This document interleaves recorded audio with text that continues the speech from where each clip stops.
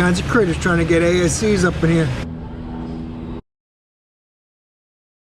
Thanks for tuning in, guys. This is week 19, week in the shop, episode 19. Appreciate you guys watching. Really starting off the week strong. Tuesday, Labor Day weekend, so we were closed Monday, starting Tuesday. Came in this morning, it was a black Jeep with the windows open and a dead battery in the parking lot blocking 3 bays. A guy came in that doesn't speak English with a dually, wanting his serpentine belt fixed, and the boss's granddaughter has her Subaru BRZ here because it's got a squeaky belt and won't go over 2,000 RPM, neither of which is happening. But the tow truck did rip the front bumper off. You can see the front bumpers hanging off of it. So this is the vehicle that her dad bought her. She's 17 years old. 17 years old, dad bought her a lowered hot rodded Subaru BRZ with air intake system, exhaust, and aftermarket wheels and tires. It sits about 1.5 inches off the ground. So I know if he works at CarMax, so you got a 17-year-old this car. It's pretty funny, but whatever makes you happy. Let's get into this week. Whoa! All right, boss's granddaughter's Subaru BRZ.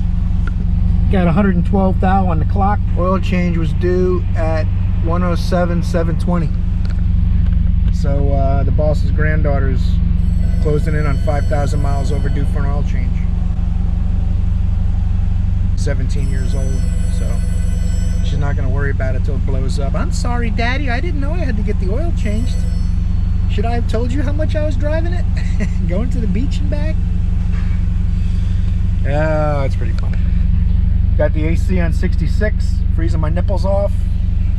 Of course, it's not on auto, and it's way colder than it needs to be. I made a video about that.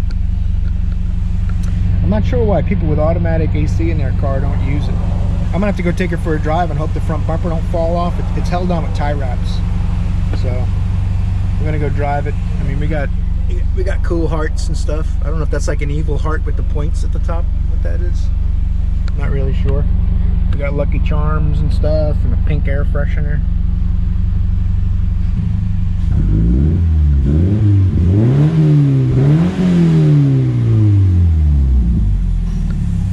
It does go over 2,000 RPM. See if it does on a road test. Got a shredded belt and a new CarQuest alternator. All the pulleys look good. Almost like it wasn't put on the pulleys correctly, because the belt's not shredded or anything like that, so I think it may not have been lined up on the pulleys right. They all spin good. Put another belt on this bad boy and see what happens. Alright, 2008 Dodge Avenger. It's got a problem with the blower fan. It doesn't work on the high. The fan turns off. All the other speeds work. So I was going to go down there in the resistor and check it. So let me pull a wiring diagram up just in case. You can see in the wiring diagram, the way this system works. The heater control panel sends signals to the blower power module. So there's no way to check for like a high-speed relay problem. This is a little bit too modern of a setup. It has automatic AC, so I'm going to go into the module with my scanner, and I'm going to see if the command from the blower switch is going to the blower control resistor or module. It's going to be either the control panel is bad or the blower resistor is bad, because it's not going to be a fuse or a separate high-speed relay. The way this system's wired, it's all digital. I want to go into the individual module, heating, ventilation, and AC, see what kind of codes we have. Recirculation door, travel range too large. Oh, that's not causing this problem. All right, blower, this is the pit I want. Blower potentiometer. 3, 4, 3, 2, 1. And what this does, it's either changing resistance or duty cycle, hertz frequency. It's using either different resistance, which is most likely, or it's going to change the duty cycle so that the blower control module knows what we want. So the switch is working in the control panel. As I move it, you see it go to 3. Now we'll go to 4. But what happens on 4 is the blower shuts off, even though it is acknowledging 4. So now I know it's sending a command out to the blower resistor or blower power module That tells me it's got a bad blower power module. We know the blower motor works on 1, 2, and 3. So if it's not working on 4 and the commands coming out of the control panel, the only thing in between the control panel and the blower motor is the blower control module. So if it's not a broken wire or a burnt connector or something like that, it's going to be that control module. I'll pull the connector out and take a visual of it. And if it looks sketchy, I'll have them get the connector if it's available too. If not, I may have to patch up that connector to get it to work.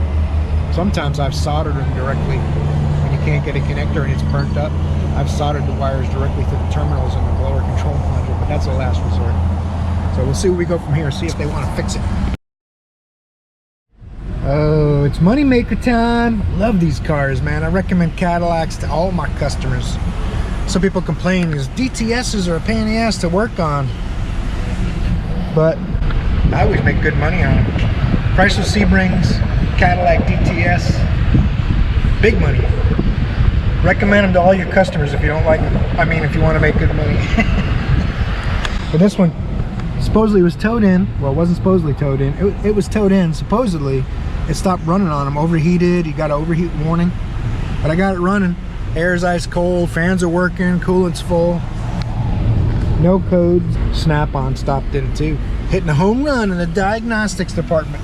Speaking of Snap-on scanners, look at them. Just look at them. Trying to get Joe to buy something while Joe's searching the internet for deals on tools.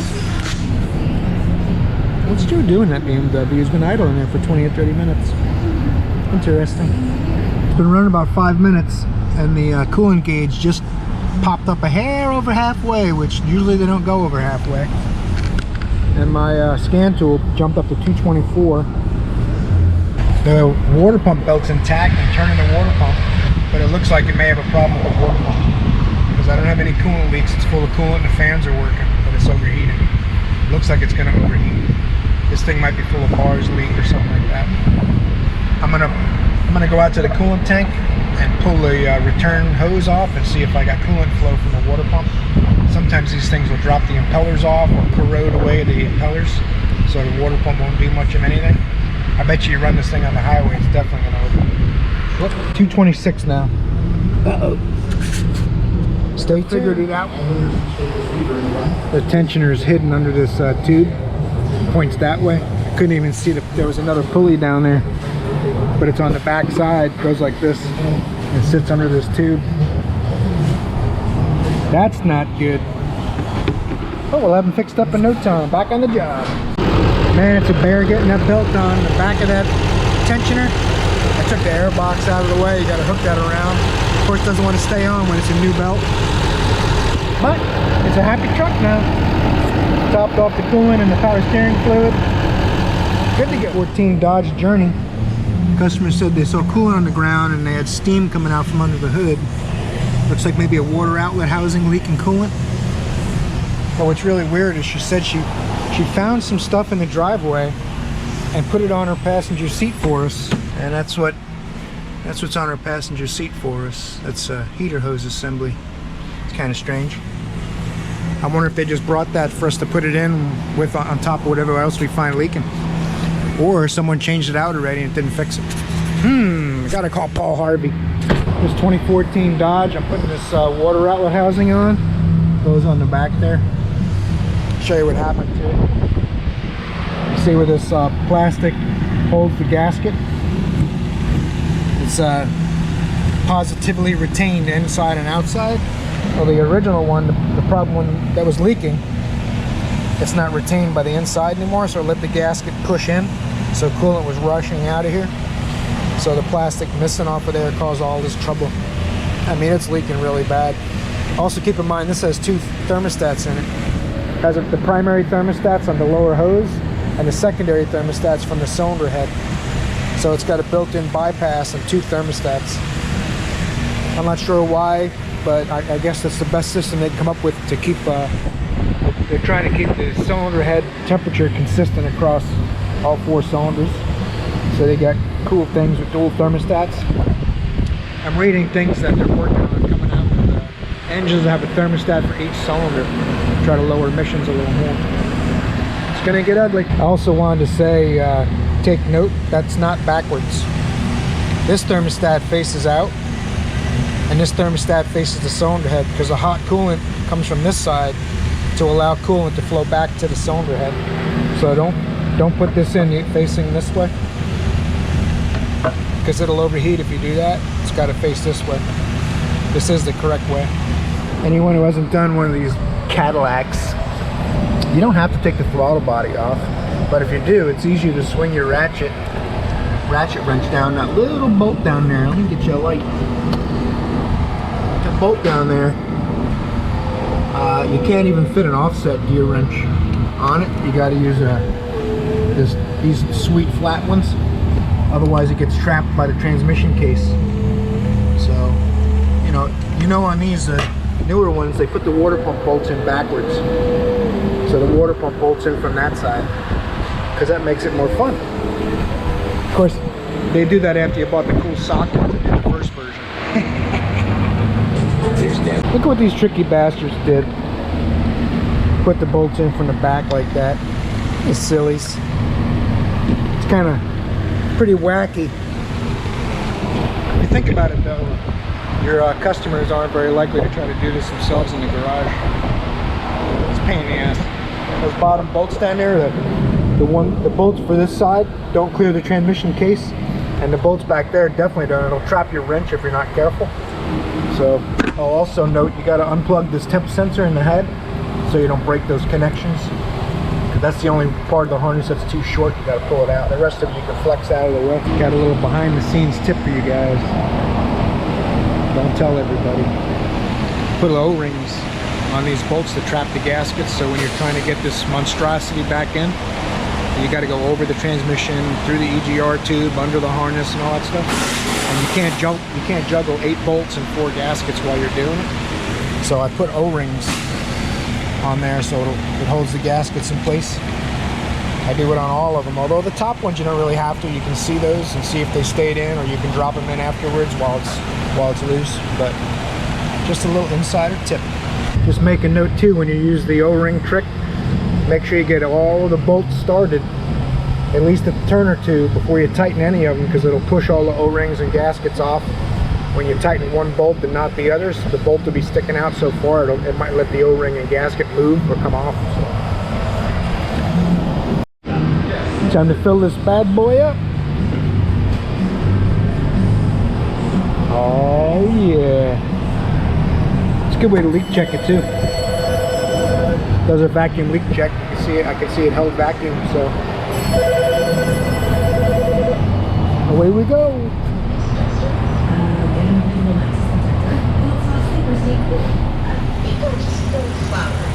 Yeah, none of my exes appreciated the mattress protector either. Customer came in with this Porsche, wants us to find out what his coolant leak is, and I'm really impressed with the exhaust job. I know somebody bringing a 2012 Porsche into an independent shop would be really enthusiastic about spending a lot of money to fix it correctly. It's got they got exhaust gasket putty on the custom built exhaust pipes, broken bolts, loose bolts, missing bolts. So I'm not going to spend any money, and I'm not going to waste any time. 2006 Lexus GS 300. Running through my codes. Uh-oh. They got the cylinder 1 misfire. That's not good, but the check engine light's not on. 224,000 miles. Transmission code. Range sensor input. Pending none. It's a history code. Alright, so that might have been fixed already. Connector or something like that. PO 705.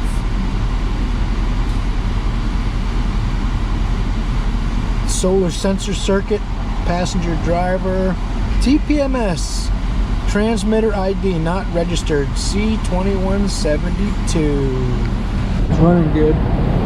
224,000 miles. That's not bad for a Lexus. It's just broken in. It's all hyperbole until I take a look at it and see what it looks like. Next phase of the operator. Got a rusty fuel line leaking. So I'm going to use the old trusty Robinair ratcheting tubing cutter I had in my tool haul a month or so ago, to get my light out chopped. And I'm gonna use this thing in this week 19 in the shop. See how that goes. Yeah, one hand I can hold the GoPro and work my ratcheting tubing cutter. Are you shitting me? Look how good that is. Ooh.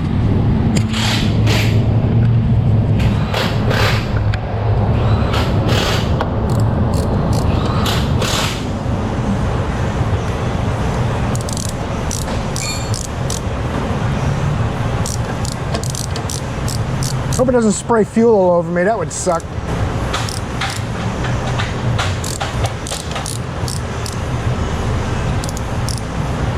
It's getting close. Car's got an extended crank because of this, because it leaks down the fuel pressure after you shut it off, and then the line stops leaking. I didn't want to send the customer away with a fuel leak, so we're going to charge him an hour labor and fix his fuel line. Ah yes, the beautiful compression fitting, steel to plastic, no leaks, running up top. You can see the other fitting up there. You gotta check the ABS on this Toyota.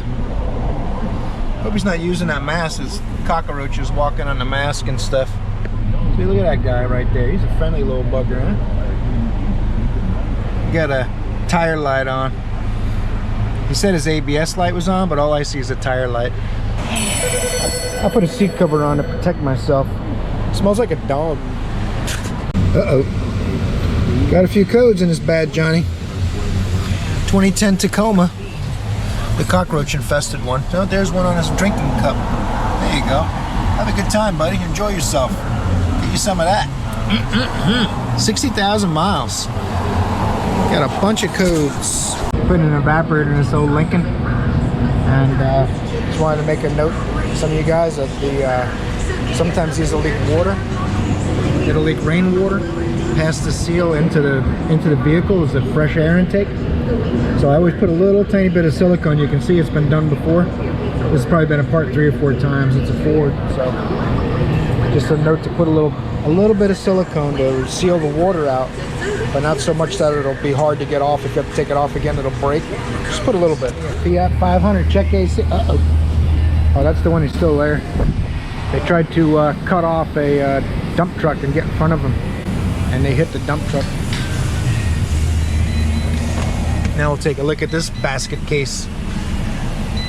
The good thing about owning a Fiat is most of the time it'll make it at least to the repair shop. Alright, that's not fun, picking on cars. While the old launch Torque communicates with the VCI, give us some 411, a couple little observations. The gas light's on. It's blinking in the display, but not in real life. 33 miles to empty. I don't know how people bring their cars in without gas in them, like we might steal them or something. I don't know, go for a joyride. Another thing, there's another automatic AC car. Low instead of being on auto. It's very strange. Now if we put this up on 72. Ah, it's nice. I don't know why people don't like to use the auto function in their automatic AC cars.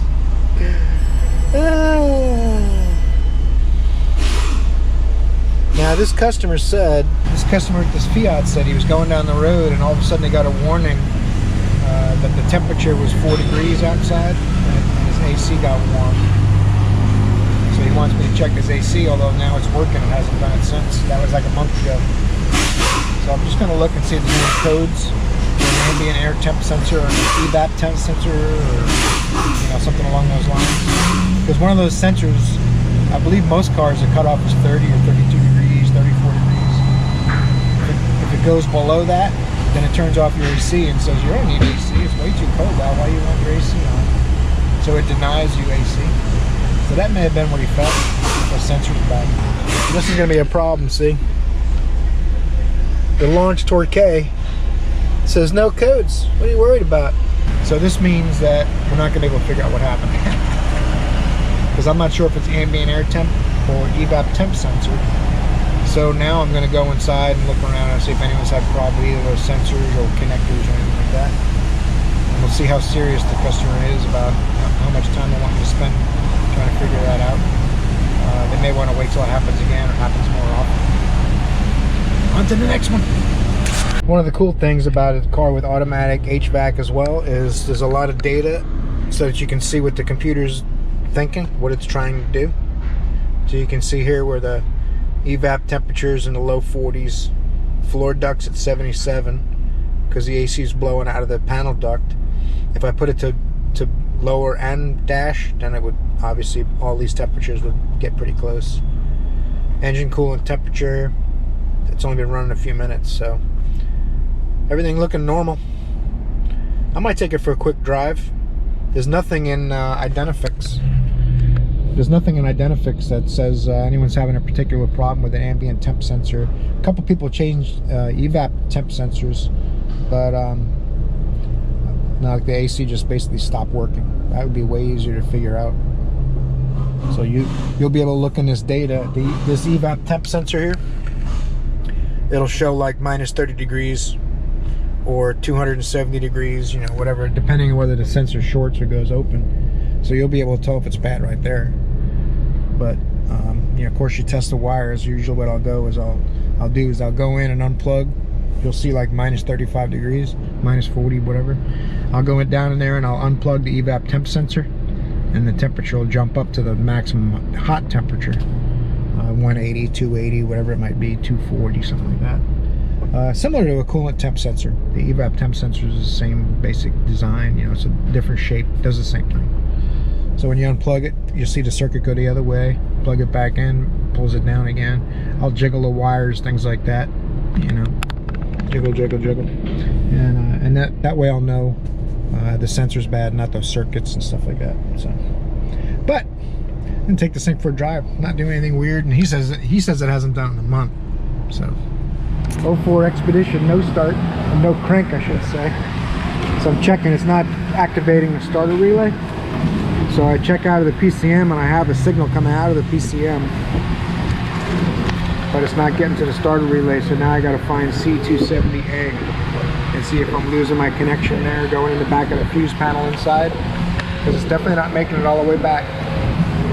It's the pin blue and orange wire I'm back probed into. So I got a good signal.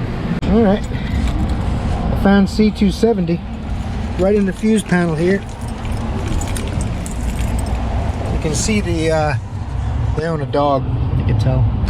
But I'm not getting the relay activated right there. C270 I'm back probed into now. See if I'm getting power from the PCM up to the fuse box. This will be the test if the fuse box is bad or not. Let's see what happens.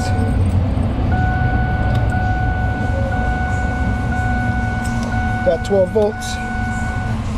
So problems in the fuse panel. So what's happening is the ECM is telling the relay to crank. It's going into the fuse panel, but it's not making it through the fuse panel to the relay. So I can take this fuse panel apart, try to find out where there's a broken wire or connector, or they use a lot of metal bars to transfer electricity. Maybe one of those is broken, so might have to get a fuse panel for it. So, bummer. Friday. I still got this Expedition I'm looking at. I got, what else? Oh, I got to look at the 2008 Cadillac CTS.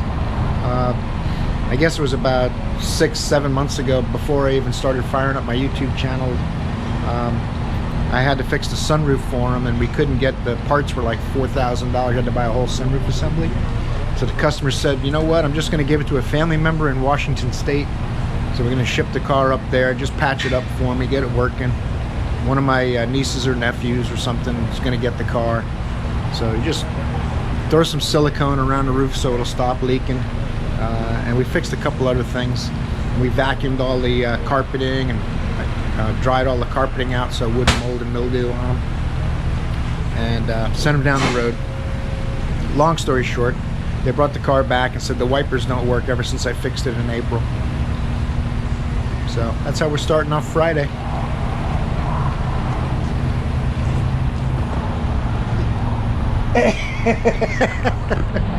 It's gonna be fun. The Cadillac's got 183,000 miles on it.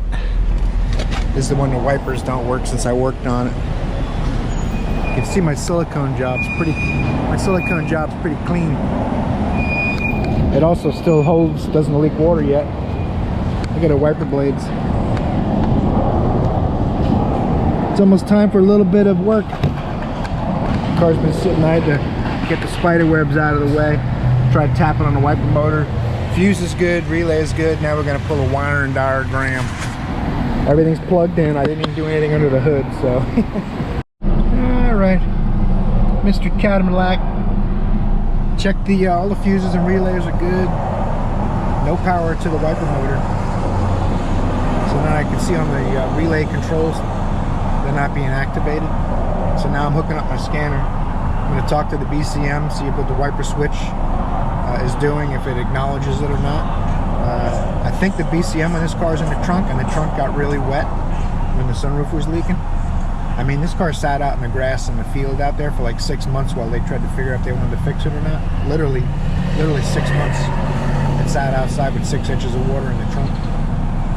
But that's where we're going with this one. It's looking like it's going to end up with a BCM problem, or the connector's probably full of corrosion. The stuff that happens with water damage. So it's a shame they didn't send this car out of state or go scrap it instead of fixing it. I forget what they charged them for fixing the sunroof and something. We did a couple of little things to it, but I think it was a couple $1,000 by the time we were done. Trying to clean the interior, get the carpeting dry, pulling the seats out of it, and stuff like that. It's just a giant waste of money. But I guess they couldn't talk them out of it up front. They usually don't try to do that, actually. Now we're gonna see what happened. Diagnostics. Yep, okay. There's no controls up here, so yes. Just wants to know if there's a module for the transfer case to talk to. Module. You can see my GoPro on the screen. It's nice and clean. Engine control, transfer case, body control module. Body control module. Let's go to the main one. We're going to read data stream. Cruise control, exterior lighting, wiper washer. I didn't even see that. Look at that. Windshield wiper switch. Command. Rain sensor signal. Wiper park switch. I already checked the wiper park switch. It is grounded. So that means it should have the wiper motor open. It'll stop sending power when it sees the ground in the park switch. Wiper relay command, high-speed relay command, high-speed switch. Right now, I got the wiper switch up in the highest position. Oh, there you go. There's the highest position. Wiper park switch active, relay command off. Wiper high-speed relay command off. Windshield wiper switch off. Off. It doesn't see anything from the wiper switch. Nothing ever changes. What we can do is go to graphing mode. And this will help us to see if there's even a momentary activity. Anything even, you know, for half a second or quarter of a second that you might not spot in the digital display. The graph will usually show you something. And it's not seeing anything from the wiper switch. Now I'm going to have to dig into the dash, see if the wiper switch is connected and or it's corroded or what the case may be. But it's looking like a wiper switch. The communication, the BCM is not seeing anything happening from the wiper switch. So unless there's a broken feed wire to it or something, this should work off resistance. It'll change resistance based on which command you give it. There's a different amount of resistance goes to the BCM, so it acknowledges what you're asking for based on a resistance change. So let's open this bottom up here and see what we got. I wonder if I'm getting paid for this. 2014 Chevy Sonic. Got a beautiful two-tone interior. soft and pliable. People rag on Chevy interiors. Look how nice this thing is. Okay, all the sarcasm aside, it's in here for an AC check and check tires. The tires are all about 7 pounds low. This car calls for 38 psi. You can see on the tire tag. But I'm gonna check his AC with my thermal imager and see what we got.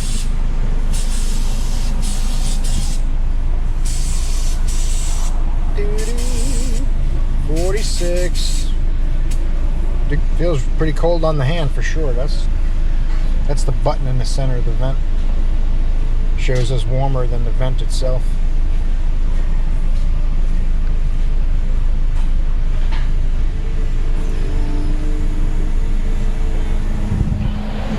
Look how hot it makes the rest of the car. Look, it's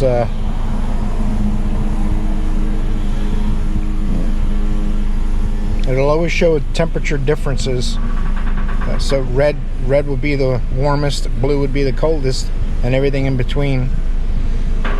So it shows you the average temperature. Handy little tool. This vent is it's pretty cold, in the 40s.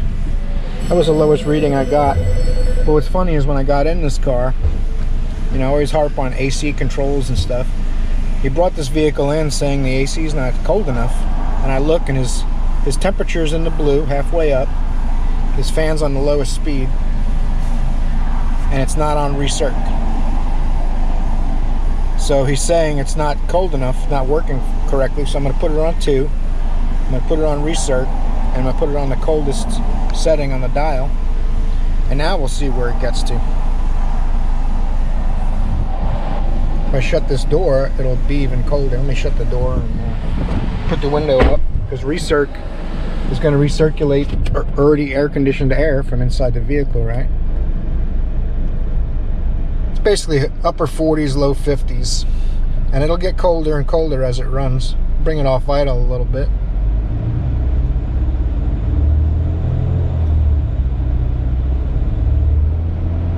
Yeah, so Bill sold the battery on this Chrysler van, so they gave it to me to pop the battery in real quick.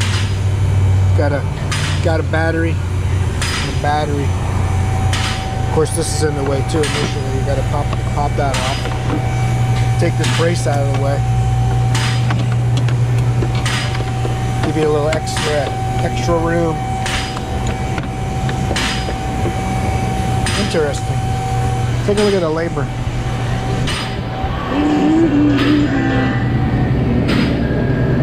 .77. That's a first. Can't remember seeing .77 or anything ever. New alternator's in. Paid 2.2. I was like, what? You're gonna take the compressor out? So it took an hour. So it wasn't bad. Quit your bitching. Pulled all the AC hoses out of the 62 Rambler. All the way down there. I'm gonna have some hoses made at Southern Hydraulics. They'll make them just like new. It's like a Ford and Dodge Bonanza out in the parking lot. Got another one. It's a Mercury S Milan. I got a friend named Milan. Anyway, this thing runs rough. Check engine lights on. 205,000 miles. Listen.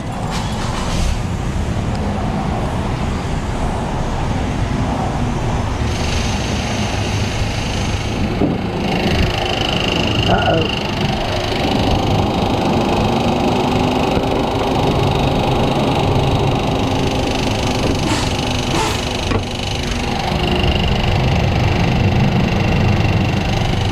I'm not going to say that's an automatic disqualifier, but we're probably headed in that direction.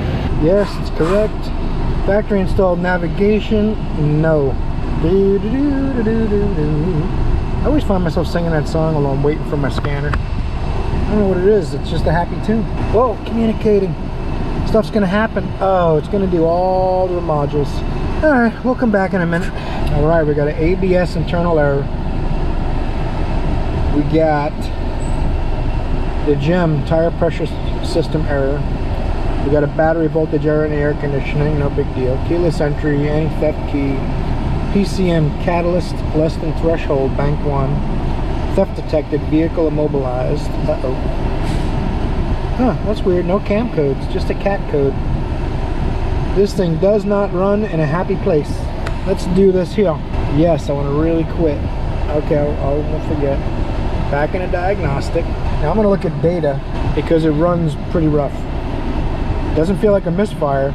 Feels like bad motor mounts or very off cam timing. Not equipped. Don't go into all my tests again. System selection. We're gonna go into the PCM. There she blows. PCM, powertrain control module. Obviously that means it controls the engine and transmission. If it was just the engine, it would be an ECM and a TCM. Controls both except PCM. I haven't found an exception to that rule yet, but maybe you guys know and you put something in the comments if you have find an exception to the PCM versus ECM rule. What I want to do now is I want to read data stream. I'm going to go look at cam correction. Right, I looked under cam timing, couldn't find it. I had to go all the way down to where it's variable cam timing. Makes sense. Cam timing actual advance 19, advance error 19.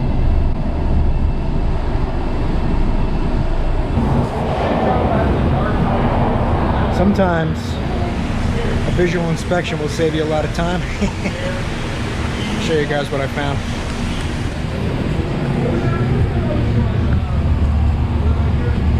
It's not supposed to be like that.